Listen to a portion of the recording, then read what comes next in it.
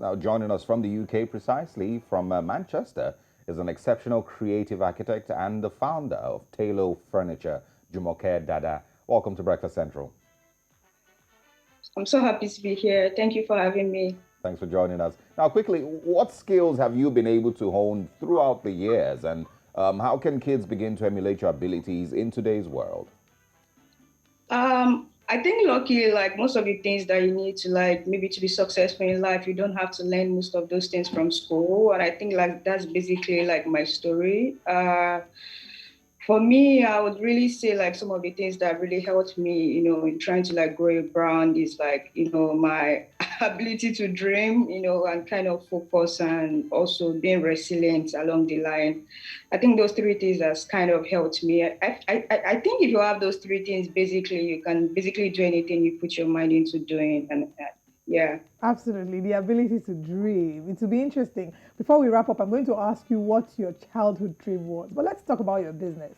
We learned that you started with your business with zero capital, that you founded your company Taylor in 2018, and you grew it into a multi-million dollar table-enabled e-commerce furniture and lifestyle company.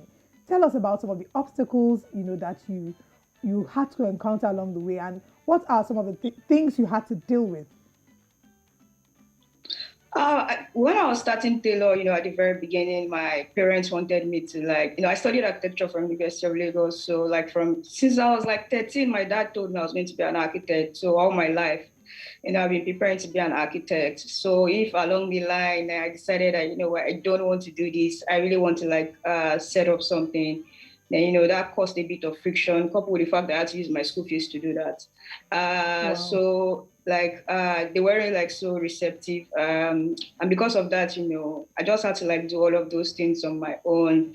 And for me, it's really like I really wanted Taylor to be like the IKEA of Africa. I really wanted to grow something big that Africans can be proud of. And for me, like all I had to do was just ensure that every profit we made in the early days, I had to like plow it back into the business. So like I didn't like take any money out for myself or anything. But luckily along the line, we got like a VC firm who kind of saw what we did, and they were interested. And from there, we were able to raise our first seed fund in 2019. That allowed us, set up a proper factory, hire people and all of that. That was like the journey of Taylor, like, till we came where we are today. Pretty interesting journey, and of course, also excited to see how far you've grown just since 2018. Now, Jamaica is one of the young Nigerian entrepreneurs that are shaping the future of Africa's economic growth. And like we agree, the world's population of youth is gathered on the African continent. Now, let's talk about what you can say the future looks like for every African child. Um, uh, I mean, from what you can see today.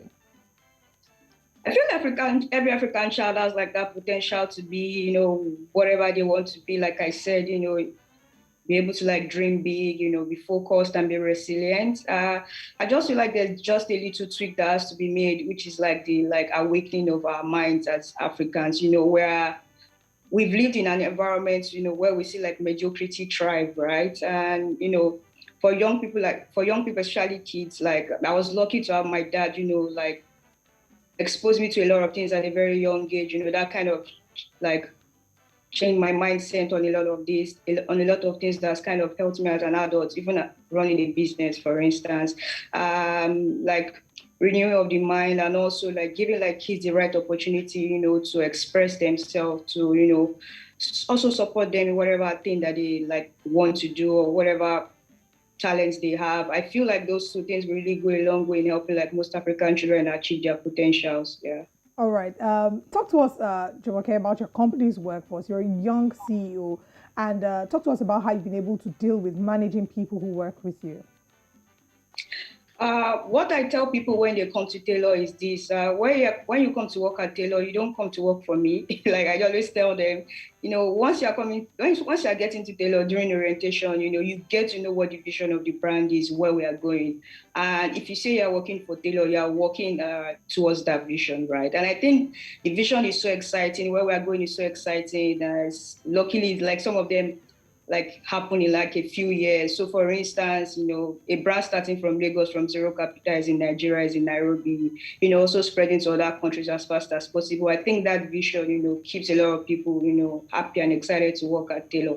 So it makes it kind of easier, to tell people what to do and all of that, because you know what, we're not just producing a chair, we're shipping joy into the homes of Africans, yeah. Okay, final question for me.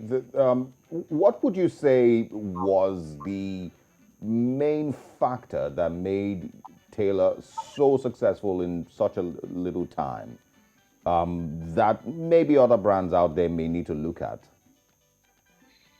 I think Taylor really became successful during COVID. Taylor really became successful during COVID, and that was because we're solving a problem. When I interned at one of like the biggest furniture companies in Nigeria as a teenager, one of the things I saw is like furniture is for the elites. Only rich people can afford furniture. So if you don't have money, you have to go through the hassle of trying to engage a carpenter that might mess you up. And like during COVID, we were able to like show a lot of people that what, it's possible for you to be at home and you can really get affordable furniture without even visiting the showroom, right? That's why we also incorporate technology into like what we do at Taylor. So a lot of people say you guys are a furniture brand. What has technology got to do what you're doing? But COVID like proved that to a lot of people, and when a lot of people saw that we can order furniture from the convenience of our homes. Guess what? The furniture is beautiful. The quality is great and it's super affordable.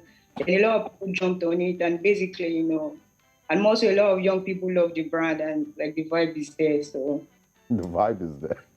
All right, Jumoke, it's so beautiful to see the work that you're doing and how you've been able to inspire a lot of us just watching.